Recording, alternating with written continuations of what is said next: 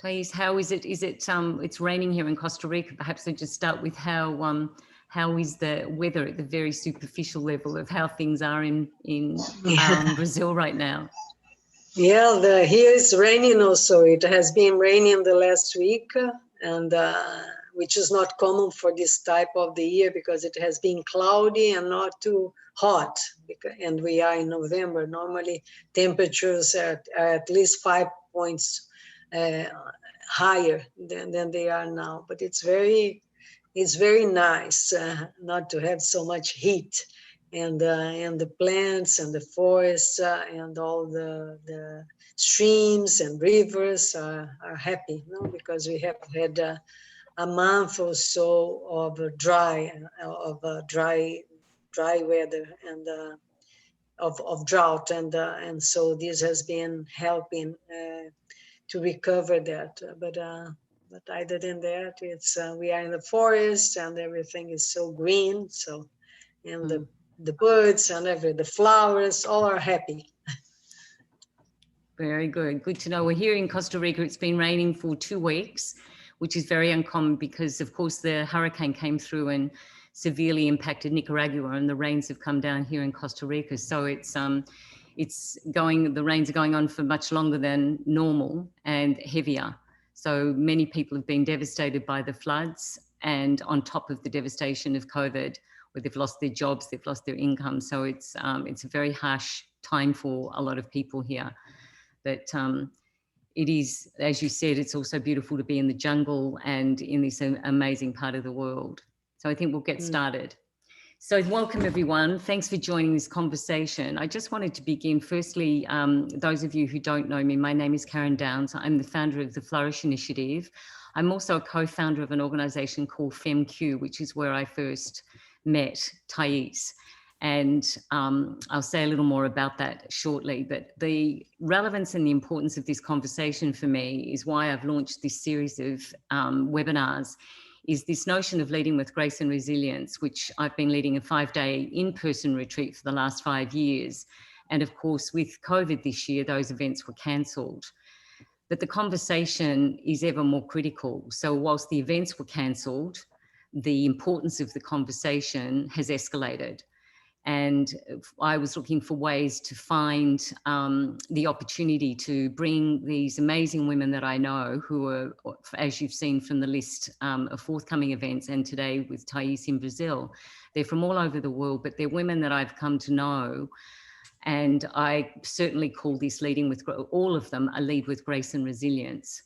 I think in the past, since lockdown, since we began knowing and dealing with the coronavirus, COVID-19, it's had a severe impact on everyone, but particularly what it's escalated is the disparities, the inequalities, but also the inadequacies of many leaders around the world who have not managed the healing, who have not managed the care and compassion, empathy, such as Jacinda Ardern in New Zealand. They have not managed this crisis, or the crises we are now facing. And it's very important today, especially with Thais in this conversation, because Thais has been working for decades around gender and climate and the environment. So my own background is as a healer. In the 80s, I trained as a healer and worked with women for 13 years. In developing a company, an aromatherapy company. I learned to build a business through compassion, through building community, and what I call, or would be termed now, conscious leadership. And then moved to London in the early part of this century in 2001. And been working in this area of gender, which is the commitment that and values that Thais and I share for 3 decades. And I have an organisation, as I said, the Flourish initiative, which is all about human flourishing. So that's me, but most importantly and more importantly is our guest today, who is Thais Corral. Thais is the founder of Sinal de Valle, which I had the privilege of going to in 2016 after we did our FemQ event. Thais sat down with me after we'd finished our event in Berlin, and she said, "What are you up to now, Karen?" And I said, "I really don't know. This has taken everything to produce this event, and I feel like I've lost joy in my life." Thais said, "Come to Brazil and experience joy." And what was amazing is when I arrived, there was a workshop that neither of us had actually known about, which was called The Joy of Being. Was that the name of it, Thais? It was all about joy. And what is amazing about Thais is that she invited me into that workshop. It was all done in Portuguese. I was the only English speaker, and everyone was getting very, very annoyed at Thais translating the whole of the workshop for me when it was supposed to be meditative and spiritual practices. But that is who this woman is. She's an activist. She's a fighter. She's not a fighter in the traditional sense, but she's a fighter for justice. She's a fighter for equality. She stands for the good and the true in the world. And I'm so proud to call her my friend. So great to have you, Thais, today. So Thais has got many, many acclaims and credentials to her name and to her work. But most importantly, she was a founder of the Women's Environment and Development Organization, We Do. And one of the things that is very commonly said about Thais is not only has she been an activist for the environment and for gender for 3 decades, but one of the phrases I saw in an article, Thais, that I'd love to talk to you about today is, "It's useless," this is a quote from you, "it's useless to give power to women and continue repeating the present patterns that negatively affect them."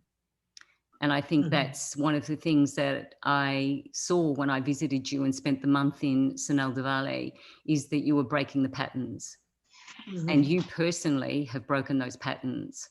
So I wanted to start the conversation today because I know that my own experience, Thais, is that we've all had upbringings, education, teachings, influences and experiences that have had us adapt to the patriarchal system that is actually, or the economic systems that are actually destroying our planet and inhibit our full participation as women with leading with grace and resilience. But you have been breaking those patterns down.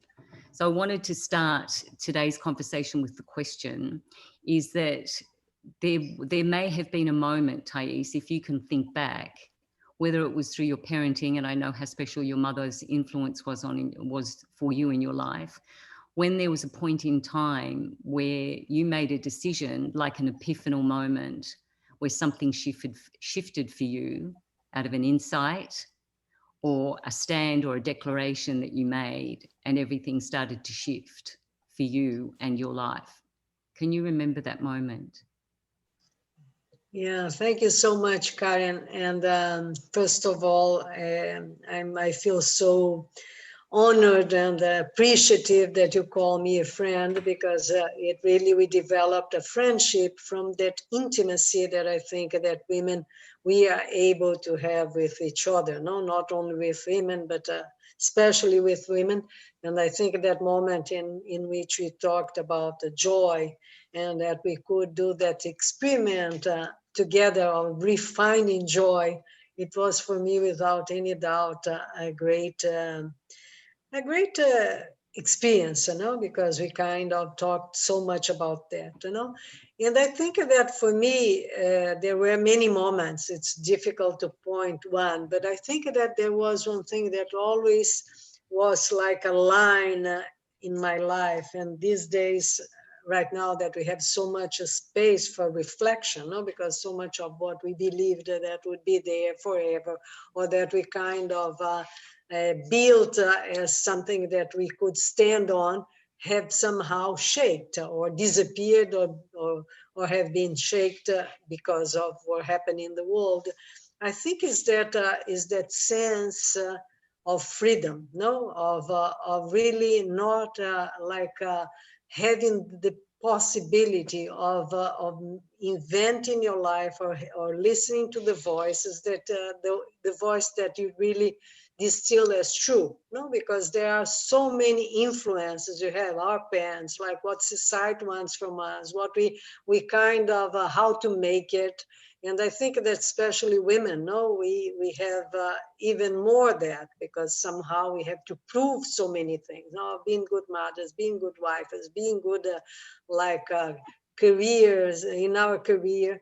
And I think that what I saw over my life in my mother and also in other women that I really admire is that drive to prove themselves all the time, and that made so many of us also so tired that nothing was left, like the joy of being, the energy for the joy of being, that inner energy that we all have was not available for us. So for me, I think, but a very important moment, that shift, was when my mentor, which was really a fighter, this American like a woman, no, uh, Bella Abzug, that fought for the civil rights movements, for the women's movement, that was like a queen of the world.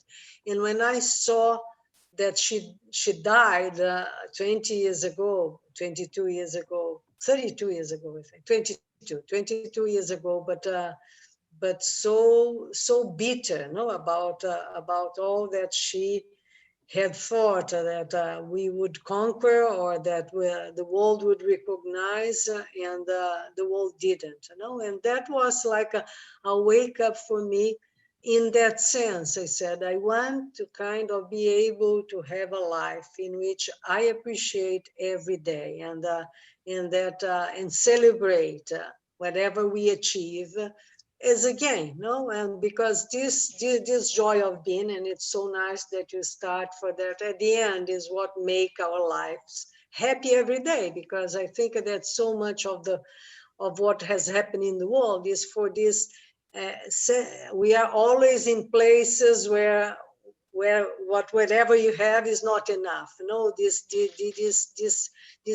continuous insatiable potential that I think is kind of the pattern of our society that has made us to make so much damage to our earth, to other people, to be dominant. And I think we as women, because we kind of give birth, and that we have like this life that is more indoors, we kind of find a joy in little things. And I think that is little things that we say in the living, no, in the present living. And I think that this is so important to somehow to reconnect with, So for me, when I saw what happened with Bella and what I saw in front of my life, I said to myself that I would like to have to taste life as it is every day, even if you don't achieve the maximum, even if you are not recognized for everything, but to really to be true to yourself and be true to the things that you really care for, and that changed my life. And I think that 20 years later, I feel much more ready for my the third part of my life. And Thais, thank you. And that joy of being is who and what you resonate, and it is your way of being, that's for sure. And one of the things I know that I experienced and know to be true about you is how dearly or how true you hold your deep spiritual practices as essential for the work you do. I'd love you to talk, because that was certainly my experience of being at Sanal Diwali as well, is the meditative and reflective and spiritual practices you've included into your team as part of the work that you do. How essential? Could you speak a little bit about what you've discovered and what impact you see that makes with those that you train, but also your own life and what it does to the community, having those deep spiritual practices? Yes, I think there are many practices, no, and I don't want to present one that is the one, because I think people have its own. But what I feel is essential, no, is that we kind of create spaces in our life to really reconnect to this essence that we are, no, And as we shared, no, Karen, that you have the candles and the little corners in which there is beauty and practices of that you cultivate really to reconnect to that essence, no? And of course, there is meditation, and there is walking, and there is in nature, and there is just being connected to animals, that I think it's also something very that reconnected you to that intimacy, that place, that inside place, that is critical for you to to see that what is eternal, no, in you and in everything, because that moments, those moments of connection is the ones that hold you to your truth, that hold you to the good in the world. And I think these practices that we call inner practices, but I would say that would be more like human practices, are available to all of us, and they can be part of our lives. So I was reading a quote one of these days, and it said exactly that, that we have to keep to be attentive, no, not to be drawn into things that bring you out of yourself, and because it's that a place, that intimate place, which is going to hold you through that life that we want to have. Because of course, I mean, we have no control. No, who would imagine that we would have COVID? Who would imagine what is going to happen like next year? But we have the possibility of living like in connection to the moment. In all spiritual practices, all talk about being at the moment. Start from where you are and kind of appreciate wherever you are, even if you are suffering. So that's now what we kind of try to cultivate, is that community in which we are appreciative of the help we have, of the capabilities of people, the people that are here with us, because all that we do depend on that. So is that appreciation for what we have, and how we start from there. And people talk about these creative powers, these powers of creation. And certainly I think a very important power is that power to be in that silence in which we can reconnect to all the powers we have, because we are very powerful. We have all that we need. We have intelligence, we have energy, we have the capability of communicate and connected to almost everything. So these all are very important resources that we already have. You don't need others. And so when we kind of connected to these spaces, we immediately find these things that are inherent to us, which are joy and peace, which is at the basis for happiness. So that's what we cultivate. We cultivate that space inside. Of course, some people we have meditation, we have some exercise, we have yoga, we have Tai Chi, we have so people here are drawn to different practices, and we cultivate all of them. But the most important thing is to have that inner connection as the basis of your life. And one of the things, Thais, that I certainly experienced and saw that you've built is what I would call leading with the feminine values and principles. You were someone that decades ago was talking about the connection of women, and including women in association to climate change and the environment.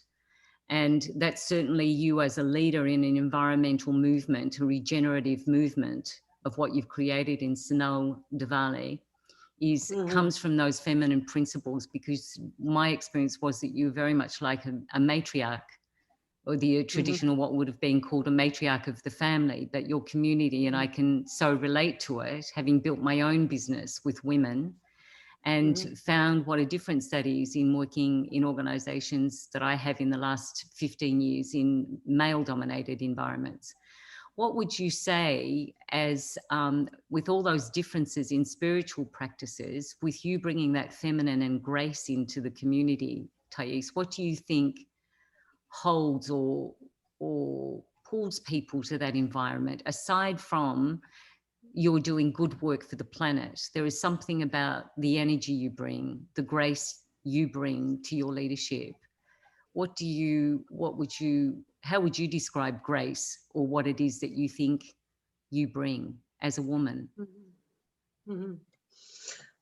I think it has so much to do about how you named your initiative, and also what I think Sinal is about, that flourishing, like I think Sinal has been a place for flourishing, and it's flourishing for myself. I consider that I flourish so much through this land, through the work we did, through the people that arrived, because we always flourish, like when we observe nature is in an ecosystem, that enables that. No flourishing occurs in isolation. It's very rare, even when we think it's in isolation, when we focus on it, there was always something that enabled that together, even in the desert, there was, if there is one little cactus there was something that enabled that, even if there was no water, but there was the sun, there was something. So what I saw is that there is that intent in Sinal since the beginning. Of course, I carry that intent also, but I think all the ones that arrived and the place itself has carried that intent of flourishing.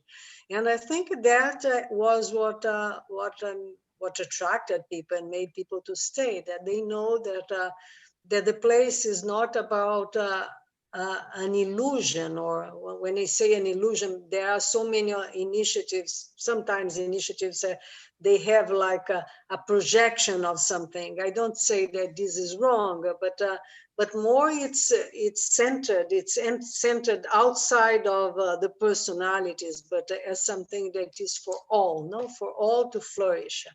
Because at Sinal, I would say it's also for the animals to flourish, for the plants to flourish, and for the people that arrive here to flourish.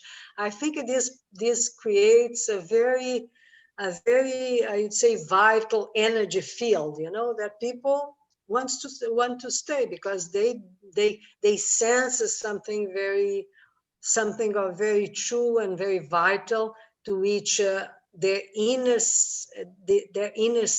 essence relates, and then they know that something will come out of that is good for their lives, and that's what I've seen here. But I think the most important is to look into how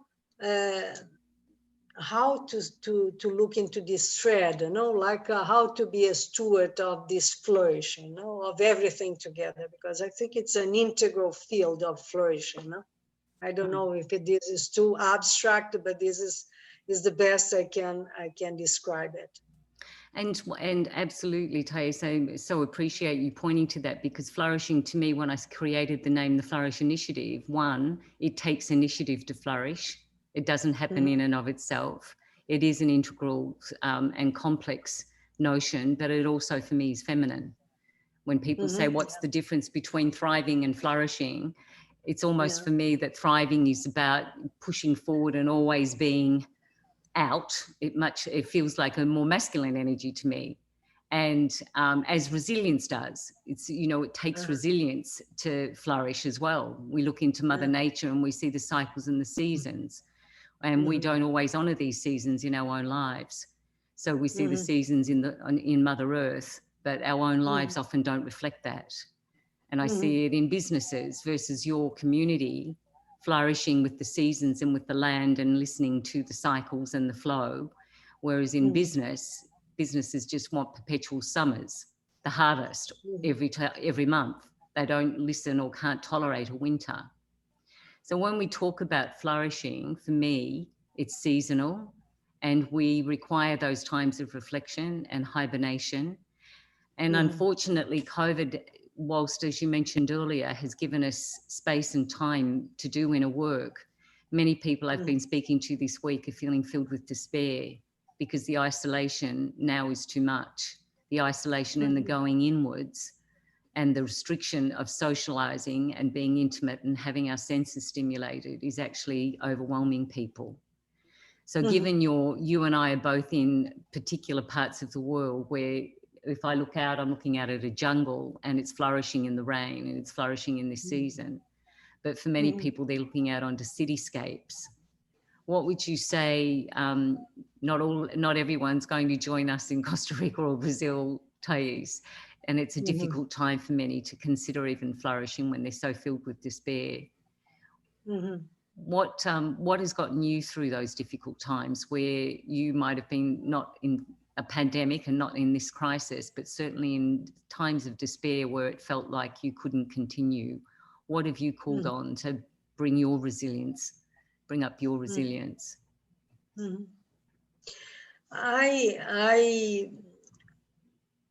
I mean, not only what happened to me, but what also I've heard from people, over the years. I think that something that brings us resilience on you feel empty and not knowing, I mean, from where to draw resources, to continue. I think it's always to somehow connect it to others and to connect to others that maybe you can do something too, because I've seen, in this pandemic, there are so many stories, of people that from a very difficult situation of losing their jobs or being isolated or even losing people, I think that there are stories in very, very inspiring and moving stories of resilience, of people that in the midst of these losses, or they kind of came out and went, helping or offering something to someone, because when you I think of the feminine, you're talking about the feminine qualities, but one of the feminine qualities that I think are so important in these times is that surrendering, that surrendering to whatever is happening, and you offering yourself to something that you could be useful, or you could connect, or you could humbly being available. And when, because anything, our energy, our resources, our inner resources, anytime that you move something inside you moves as well, and the energy starts again to be available and circulate, so it's I think the most important thing. And even if you are in cities, there are so many groups and things of help, of support that have been started. Is not to believe that in isolation of despair you're going to kind of find a way out. Is to connect and to offer something, because by offering, by this movement, you are going to start flowing again. And with this flow, the what can happen, we never know, because the world, I think, what the COVID and this time has offered as an opportunity is to reconnect with the mystery of life. Life is a mystery, and we are kind of walkers, passengers of this mystery. So there is always something that you can't imagine that can happen, the next day. So it's just to surrender and do the next step, and something will open up, surrendering to something that can come to you, And I think that at Sinal, given my own example here, which has been like a bigger project that many times I had this sense, it was such a bigger project with challenges and things that we don't know how to handle, and always the inner move, the inner impulse I had was of surrendering to something. I said, the intention I came here is not for me, It's for all that I am serving here. I'm serving this project. So wherever comes, I will embrace. And then something always starts. I start to see things that I hadn't seen before, you know. So and miracles happen. No, it's there is this writer, this American writer that says, where there is love, there are always miracles, and that's what I really believe. It's so how you live, which is one of the reasons why it's so important that you're kicking off these conversations with us as the first speaker, Thais, because it really is what you embody. One of the things that I think is also very present at Sanal, and I'm reminded of this weekend with the elections, because, and as you said, movement and flow. So for me, I left England 3 weeks ago, and I had this deep, deep sense that if I stayed, I was going to get sick. It was a very profound message.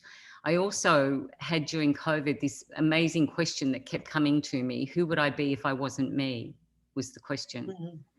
And that has stayed with me as a real mystery. Who would I be if I wasn't me? And here I am now in Costa Rica and starting to work in a regenerative project with a colleague. So this mystery, I was talking to someone the other day, and I think this is very important what you're speaking to, is I was asking someone the other day, if we stopped calling things masters of business and masters of international development in our studies, what would the feminine be? Because masters is a master of something, is a masculine term. And the person said to me, well, it would be mistress. And I said, well, maybe it's mystery. Maybe it is the mystery that we have to dwell in. And mystery is very different to uncertainty. Mystery takes an active participation. Would you say that, Thais? It takes active inquiry and being curious and your words, surrendering and to humble. No, it also, you are humble because you say, I am part of something that is so great, so big, so complex, whatever, you know. So you just are there, and things start moving, and you can go to a place that you couldn't imagine. For me, this is resilience as well. No, it's not resilience is not to plan everything, but just to be part of a flow, and then you will go somewhere else. You know, like you flow with openness, humbleness, and joy, because where there is joy, there is attraction of joy as well. No? As everything, the law of attraction. No, you attract what you cultivate and what you are. No?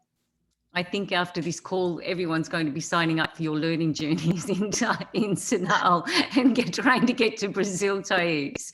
Everyone wants a little joy. That's where we go. We're going to Sanal de Valle. And tell me the direct translation of Sanal de Valle.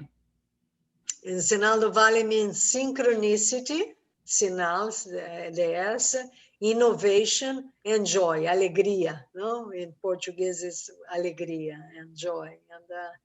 And I feel that the culture in Brazil also has a lot of that quality, no? Because people here, no matter the difficulties, there is it's a country that that alegria is within the culture as well. So I think it's part of Brazil, in spite of all the problems we have and misconduct and all that. But I mean, people are joyful, and I think this is also can be contaminating, no? Exactly. One of the things I found, I've been posting on Facebook for some days about my adventures in Costa Rica, and people have come back to me and said they can almost feel my experience. And I think this is one of the things I'm so appreciative of people joining these calls, because it's not that all of you are listening to Thais and I at the moment, but what we're wanting to radiate, our commitment is that we radiate out to the world grace and resilience, that you can feel this joy that Thais is speaking of and feel the vitality in her system. And energetically, that gets transferred. We women know that. Exactly. We're open systems, and we have these feeling systems and these sensibilities that enable us to feel deeply. Yeah.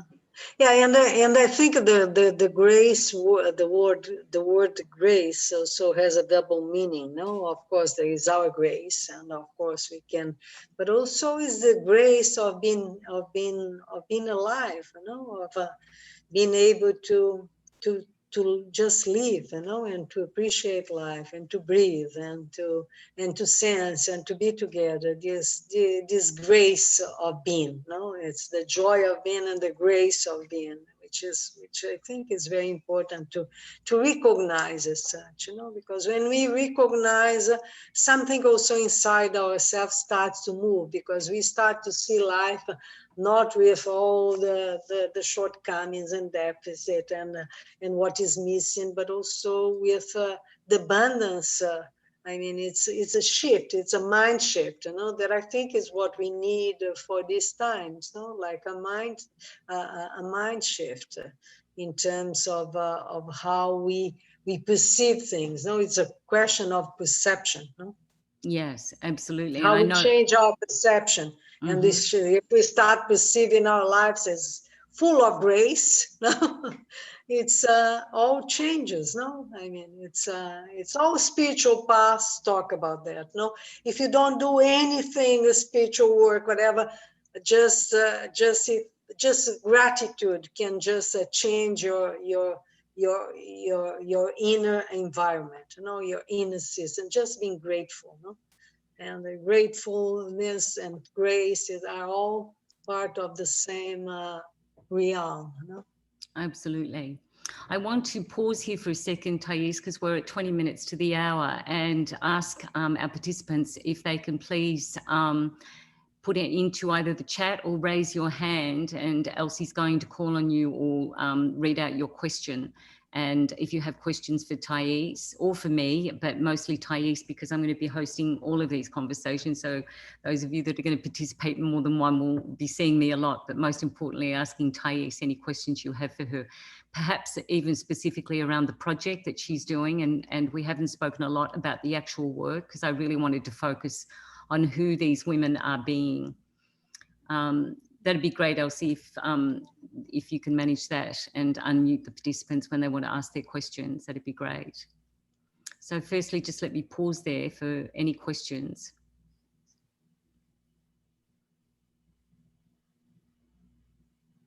We'll continue, and then please, Elsie will manage that on behalf of us. Thais, one of the things I remember when I was there was we talked about, from my background, sacred spaces and the importance of sacred spaces. And that's really how I came to this notion of grace and resilience, is that in a sacred space, which is also known as a liminal space. And I love that word. It's a liminal space, is the in-between and in-betwixt. It's neither in the past or it's not in the future.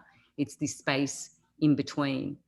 So one of the things in that liminal space and sacred spaces that is really important is healing. And I know that you created the Healing Centre, and I think it's so important that in the election, and President Biden, or the incoming president, has spoken about the healing of America. I think this notion of healing, which is also a part of your work, is very important. What have you seen when people come to Sunalda Valley? Because I know I witness people really coming there to be healed in their spirit, in their spiritual yearning, to make a difference and to do something that was of value. Yeah. Yeah, I've seen over the years, you know, that all of us have healed, you know, even I that had that intention and started the project. I've seen that there was so much, I see so many aspects of myself that have revealed and healed. And I think this is our path during this passage, you know, during our life, the whole life, we are just in process of healing, reconnecting to things that we haven't seen, or that we could that were holding us back, no, from the past, or things that we couldn't know. But at Sinal, what I see is that most of the people I see how much we are like constrained in our lives by what comes from all outside, what people want from us, or our careers wants from us, or we think you have to be, and that many of the young people that came to Sinal, because over the years we had, well, over these 9 years, we have like 500 people or more that came here, is that they said to me many times that here they could feel that there was like a place for them to feel themselves, and reconnect to something that maybe they didn't know exactly what it was, but that relaxation of feeling safe to feel things that maybe you don't even know, because these are inner voices that we have to have the right environment to listen to them, no? And that's what they said to me many times, that they felt that they were healing that connection, no? Which is the most important, because it's the most, I think, the biggest deprivation. We talk a lot about poverty, the physical deprivation, the material deprivation, but the more profound deprivation is the deprivation of the connection to oneself, because this is the only thing we have. So I think that I've seen that Sinal has healed that channel, no, of connecting to yourself. And then it continues, no? I mean, it never stops. But once you connect it to that source of who we really are, and start to manifest in it, I think healing starts to happen, no? At all levels, physical level, because we then start to choose, which is better for you, for what you think. What is important for us now is that we don't have a prescription. No, the prescription is like hold people, care for people when they come, and let it open up and see what is best for you. It's what is the best medicine for this healing. And sometimes it's just being with yourself. Sometimes you need to improve your diet. Sometimes you have to exercise more. Sometimes you have to do more inner work. So everyone has an entry point to that healing path. And do you think for women, especially Thais, because of your project, and Amir has asked a question to learn more about the project specifically, so I'd love you to spend a few minutes on that. But I think one of the things that I certainly can see is the connection to nature is one of the strongest healing forces that we have, our connection to nature and to Mother Earth. You've also made that connection with gender and women, and the climate change is the essential combination that women are, and I've noticed this myself, is that I've been saying recently that unless we address gender inequality and the honouring and respect, the rehabilitation of women into society in their rightful place, we will not address climate change. Because if we can't respect my own thoughts and feelings biologically, and how I've been socialized, is if women are not part of the conversation and are not respected, our mothers not respected and mothering, how can we respect and love Mother Earth? Because we're all part of the system. So I think this healing notion, this part of reconnecting to ourselves, all of the things that you've spoken about, but if you could spend a few minutes, Thais, just describing Sinal de Valley, what you created and what the intent is.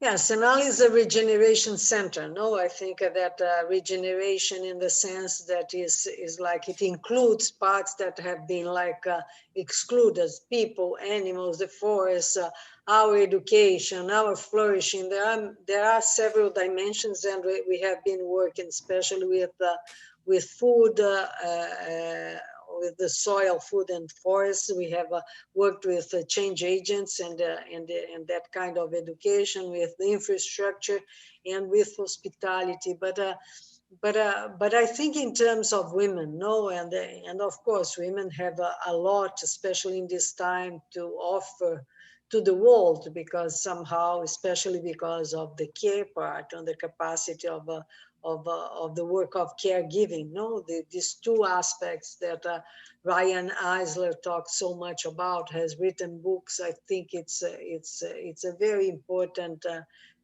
aspects besides the science, everything, but this is something that that women bring, which is so important, because basically things need care, and women need to learn how to care for themselves. Because what I find from most women that I've seen recently, in the past, but recently especially, is that most women that I know are very tired, because there are so many dimensions of this caring that they have to to offer and to meet, which kinds as we are, everything is important, everything is more, we are drawn to what is needed, to the needs of the others, and we don't know how to identify sometimes, how to care for these deeper needs. And I find that one important thing for us to, like a basis for doing this caring work in another way, is really to take care of ourselves, but especially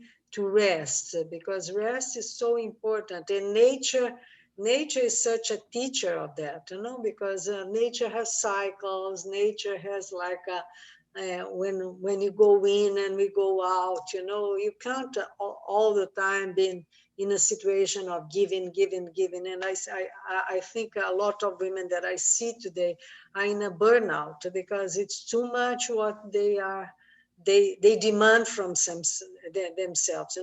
The world is demanding, but we demand as well. So of course we have the legislation, the advocacy work, but there is something inside ourselves that we have to cultivate, and to understand that what you do for the world is also what you are. So if you are overtired, whatever comes from you will be in a reduce. It won't be the same. It won't flourish the same as you imagine. So I think that the climate change work is connected to that work of rest, because this is what the earth has been stressed, like us, everything has been stressed to the maximum. So COVID has helped us to see that that is a hard lesson, that we have to understand that resting, and that there are cycles, and there is moments of being out and of being in that have to be respected, and that's what I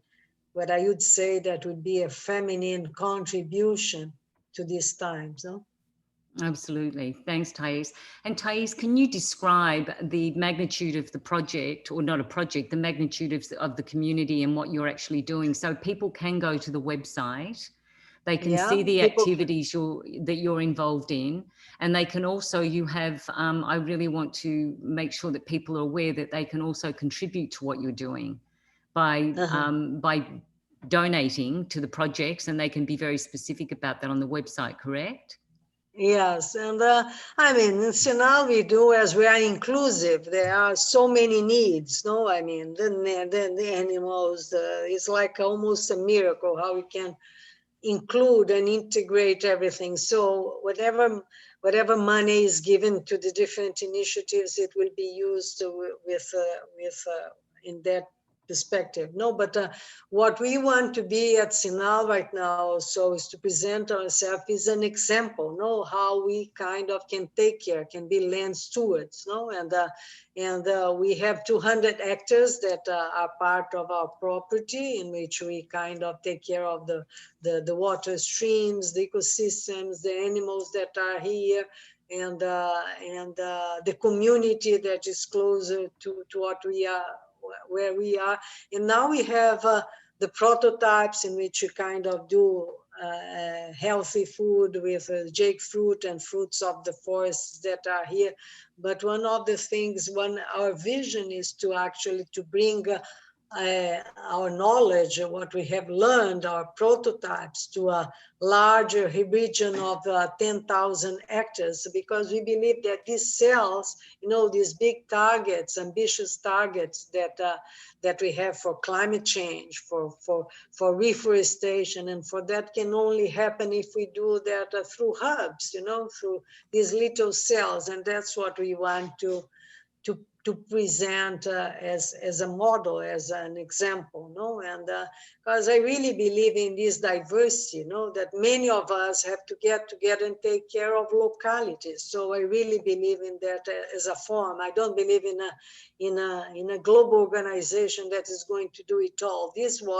Doesn't matter if the intention is good, but that created so many distortions of and paternalistic perception that we have right now in the world. So ones are very powerful and know everything, and others are disempowered and hopeless. And I think this is what we have to change. Everybody has a contribution, and so that's what I